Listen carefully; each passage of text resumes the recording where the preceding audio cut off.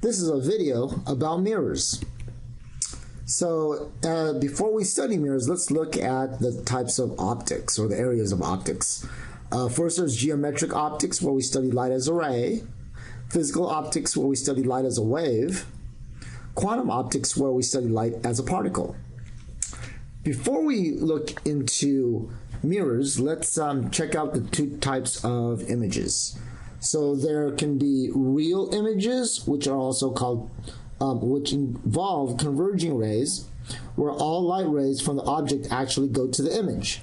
So here's our object, that's our object, and rays of light go away from it, bed into the lens or through the lens, end up over here at our image.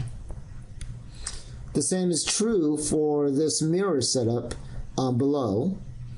One way of thinking about whether something is a real image is by imagining whether the rays could actually strike a screen. So if I were to put a screen here, these rays of light would actually hit that screen and form that image. The other type of image is a virtual image. That's one in which the rays are diverging. Not all the light rays from the object actually go to the image, is what I meant to say. Instead, they appear to come from the image. So if we look at this setup with a mirror, once again, here's our object. The light rays are going this way, and there they bounce off. Here they go this way, and they bounce off. If we draw these dotted lines back, they appear to come from where the image is. So we call these diverging rays because they diverge away from where the image is. Okay? Whereas with the real image, they're converging rays. They actually converge to where the image is. Okay? And one thing you should know is that whenever you see an image from a mirrored surface, it's actually virtual. So there are two types of mirrors. There are plane mirrors and spherical mirrors. Okay? Of spherical mirrors, there are two types, convex and concave. This would be the plane type of mirror. The shiny side would be the side that we would see our reflection on. For a plane mirror, we would designate that side as the shiny side. The other side is the dark side. And we'll talk about what these positives and negatives mean a little later on. They have to do with whether the focal length is positive or negative. So on the convex lens, this side's the shiny side, this side's the dark side. On a concave lens, this side's the shiny side, and that side's the dark side. The side, by shiny, we mean the side that's reflective. All right, so ray tracing. Ray tracing is really important. Okay, it's a method of constructing an image using the model of light as a ray. We use ray tracing to construct optical images produced by mirrors and lenses. And ray tracing lets us describe what happens to the light as it interacts with the medium. Now, mathematical rays never bend, but in physics, light rays can if they interact with materials. So the types of light sources are point light sources, where everyone can see the point source, and there are extended sources where all points of an extended source are visible. So we'll talk about these topics later. So point source, just coming from one point. An extended source means there's a whole bunch of points that that extend the source. Now, let's take a closer look at a plane mirror. So first, we always have to draw a normal line. Normal line, remember, means perpendicular. We need to draw a normal line to the mirror. We draw the incident ray. So the incident ray is a ray that comes in. The reflected ray is the one that reflects back. So for this mirror, let's look at the law of reflection. The law of reflection says the angle of incidence of the reflected light always equals the angle of reflection. So notice this, the angle of reflection always equals the incident angle. And just like with our Snell's law, angles are always measured relative to the normal line. So there's our normal line. Now, optical images. So we talked about the real and virtual images, the converging rays and the diverging rays. There's also whether something is upright. So this would be an upright image because she's not upside down or inverted. And when the image is the same, like as in this image here, we would say it's true, the same size. If it's larger, we would say it's enlarged, or if it's smaller, we would say it's reduced. So whenever we use the term naming the image, this is what we're talking about. We want to talk about its nature, its orientation, and its size. So ray tracing on a plane mirror. So to construct the image using two rays, here's what we would do. We would draw a ray that goes, well, let's go back a little bit. So first thing is we would draw the ray that goes straight to the mirror from our object. So there's our object. And then we would show how it bounces back. We could also show another light ray that bounces from the top of our object down to our normal line, and then reflecting. So that's how we'd construct that particular image, by also extending the reflected rays back to the mirror. So we would draw these dotted lines from each of our original lines to show where the image is. So there's our image. And remember, we said the right-hand side here is a negative side, and over here would be the positive side where our object is. There's positive and there's negative.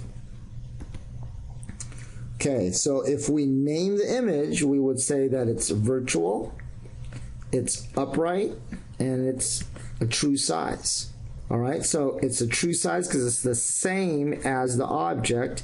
It's upright because it's not upside down, and it's virtual because the rays of light diverge away from the image. In other words, they appear to come from where the image is. So images from plane mirrors. So the object distance, notice, is always equal to the image distance. So the reflected rays all diverge away from where the point, where it appears to come by, or to come from, I should say. Okay. Now, besides plane mirrors, there are also spherical mirrors.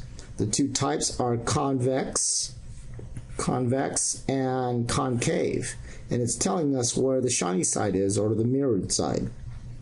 So for concave mirrors, F is positive, the focal length is positive, and for convex lenses, the focal length is negative. Okay? So this side is positive because this is where the reflective rays go, and this is negative, the dark side. Okay? This positive side is where the reflected rays go, and this is the negative side. Okay, so reflection of spherical mirrors. Okay, so the law of reflection still holds for spherical mirrors. Since the mirror is curved, the angle is determined by the normal perpendicular to the tangent at a given point. So if I draw a ray of light like that, okay, and then I draw the tangent line, that blue line is the tangent line where it hits the mirror, it's supposed to still follow the law of reflection. So it bounces with this angle, the incident angle, still equal to the reflected angle. Now, parts of a spherical concave mirror. Okay, so these are the main parts. the focal length is half the radius of curvature. So if we imagine our concave mirror as being part of a big old sphere, if you will, from the center of the sphere to the mirror would be R, and this point here, the focal point, would be half of R, and we call this the focal length. So F is the focal length, R is the radius of curvature. Okay, so identify how to identify the focus of a spherical concave mirror. So what we do is we need parallel rays of light. So parallel rays of light will bounce off of the mirror and head right through the focal point. That's how we could figure out where the focal point is of a spherical mirror. We need parallel rays of light, and they'll tell us where that focal point is, which, as we know, is right there. They'll all converge at that point. Okay, so ray tracing for a spherical concave mirror. There are three principal rays to create an image. So the P ray, it travels parallel to the principal axis, then reflects through the focus. There's the F ray, which travels through the focus, then reflects back parallel to the principal axis. The C ray, which travels through the center, then reflects back through the center. Okay, and you only need to draw two of the three principal rays in order to construct an image. So let's construct the image for an object located outside the center of curvature. So here's the center of curvature, is the center of the sphere, and here is our object. Okay, so let's look at each of these rays. So we're drawing the P ray first. It, like we said, is supposed to go parallel to the principal axis. This is the principal axis here. Reflect off of the mirror and go through the focal point. There's the F ray that goes through the focal point first, then reflects back and goes parallel to the principal axis. And then finally, the C ray, which goes through the center of curvature, hits the mirror and then finally goes through our point, our image. So in this case, our image would be right there, where all of the rays converge. Okay, so when we name this image, we would say it's real because all the rays converge there. It's inverted because it's upside down, and it's reduced or smaller. So let's draw the rays for an image which is right at the center of curvature. So our P ray looks like that. It goes parallel, then through the focal point. Then our F ray, which goes through the focal point first, then bounces off and goes parallel. And then of those two, notice that they converge right at this point here. So here's our image right there.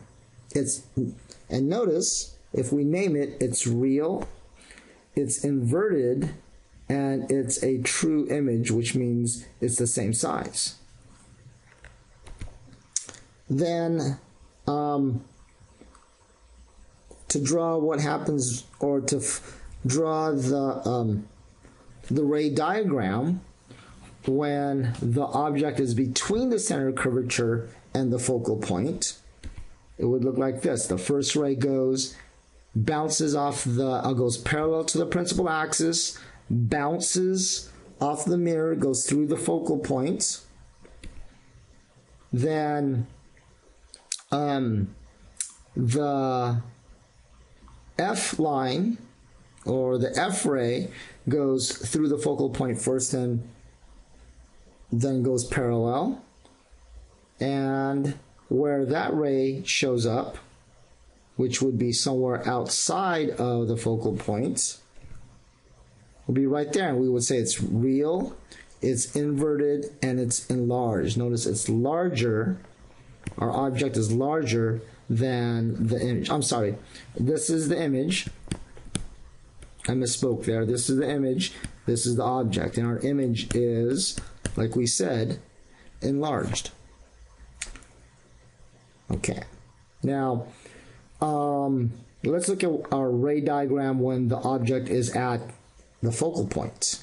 So there's our object, our first ray, our P ray. Notice it goes through the focal point. Then our next ray, our center ray, goes parallel, and they're not converging. Neither of these rays converge into an actual point, so, or an actual image, so no image is formed. Okay, now let's look at what happens when the object is between the focal point and the mirror. So there's our P ray, it's hitting the mirror, bouncing off, going through the focal point. Then our next ray is our C ray, and both of these rays don't converge either, but they do diverge into a virtual image. So their rays appear to come from where our image is located, right there. So in this case, we would say it's virtual because they're diverging from the image. It's upright, meaning it's not upside down, and it's larger. Okay, so it's asking us to construct two diagrams to illustrate what happens to the size of an image as an object is brought nearer to a spherical concave mirror when the object is outside the focus. So here's what we would do as a solution to that. So our first ray would bounce off, or would go parallel. There would be a P ray. Then there would be our F ray. And we get that tiny little image right there. So if we move the object closer and still stay outside the focal point, we get our P ray there. And then notice where we get our image will be right there. It's going to be a little larger. So when we move it closer to the, when we move our object closer to a concave mirror, the image becomes larger as we move it closer. Now we're going to do the same thing, but for an object that's inside the focal point. So there's our object, it's inside the focal point, and we're going to move it closer in the second picture there. So there's our first ray, our P ray. Then there goes our C ray. And notice here's where we make our virtual image. That's the size of it. And then when we draw our ray trace for the second setup, as we move it closer, there's our image.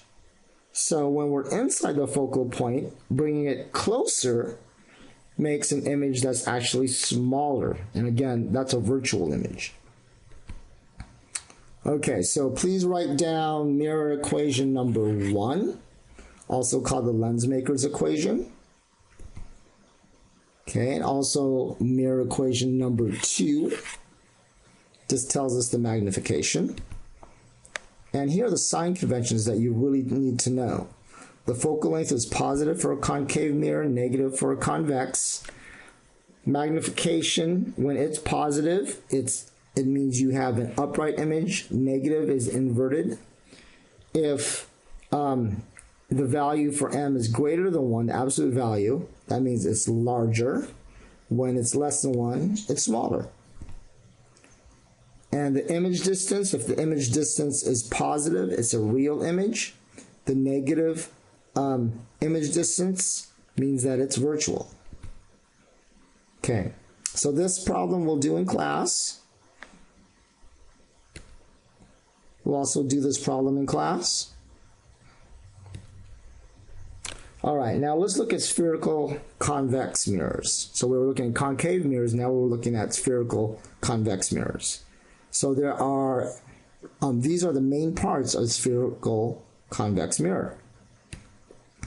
The focal length is half of the radius of curvature, and both are on the dark side of the mirror. So the focal length is negative for this type of mirror, as we said earlier. So let me go back there, make sure you get all of this. Make sure to pause if you need to. So remember, so this side here, this is the shiny side, right? Okay, so our radius R there. That's still twice the focal length. Okay, so ray tracing for a spherical convex mirror. It asks us to construct the image for an object located outside a spherical convex mirror and then name the image. So there's our first ray, that's our P ray for a spherical convex mirror. And then our next ray, that's actually our C ray. And notice these rays diverge and make an image that's right there. Okay, because they're divergent rays, it's virtual, upright, and smaller. Now what's great about the spherical convex mirror is that the image is always like this. There aren't all those different situations. It's always going to be virtual, it's always going to be upright, and always going to be reduced. Okay, and we'll do this in class. And this problem. And here's a summary between convex and concave mirrors. Concave mirrors, the image is real when the object is outside the focus. The image is virtual when the object is inside the focus. The focal length F is always positive. For convex mirror, the image is always virtual, and the focal length F is always negative.